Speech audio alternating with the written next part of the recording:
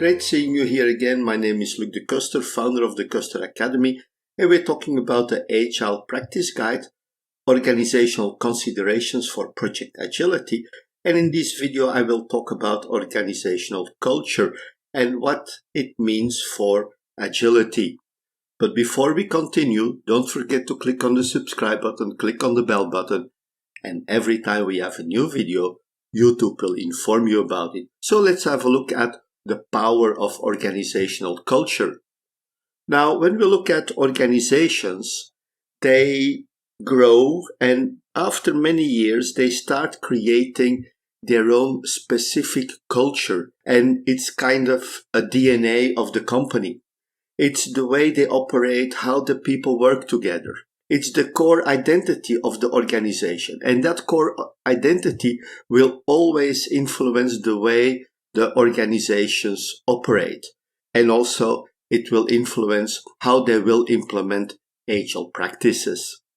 Now, when we have organizations with a long-established culture and we want them to evolve from a predictive approach through an agile approach, it may not be the best way to use a Big Bang approach. The best way to go through this is to start with empirical measurements, small experiments, and basically learning. Switching from a predictive approach to an agile approach overnight is not a good solution because it will have too much effect on the organization, its culture, and the people in it, and it may be the way, or it may lead to a collapse of the organization.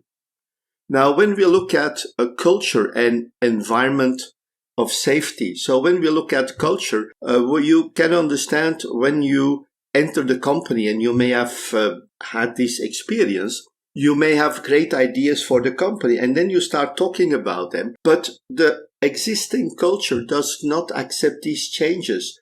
It's you who has to adjust to the culture of the organization. Changing a culture of the organization is something that takes a long time, and we've seen that this can cause problems. For example, when we have mergers, when we have different organizations merging together, and we may see there conflicting cultures, different cultures that exist, and that is something which we have to take into account.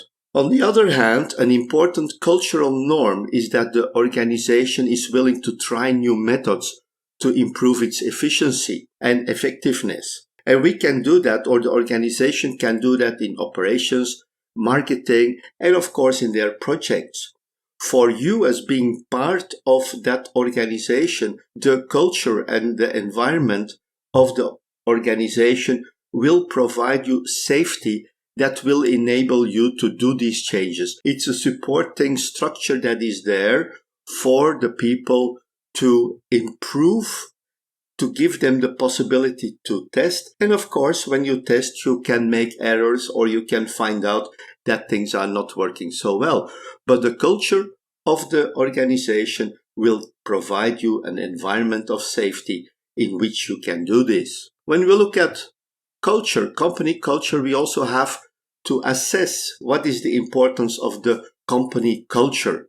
Now, culture has an important effect on the project and the team. The project and the team have to work in that environment, in that cultural environment, which is the DNA of the company. Now, we have to look at finding ways how to deal with the different expectations of the people, and we have to find the optimal solution. We have to evaluate what is important in the company. Is it important to execute things or to explore? Is it more important to have a stable environment, a stable process, or do we want to have high-speed deliveries?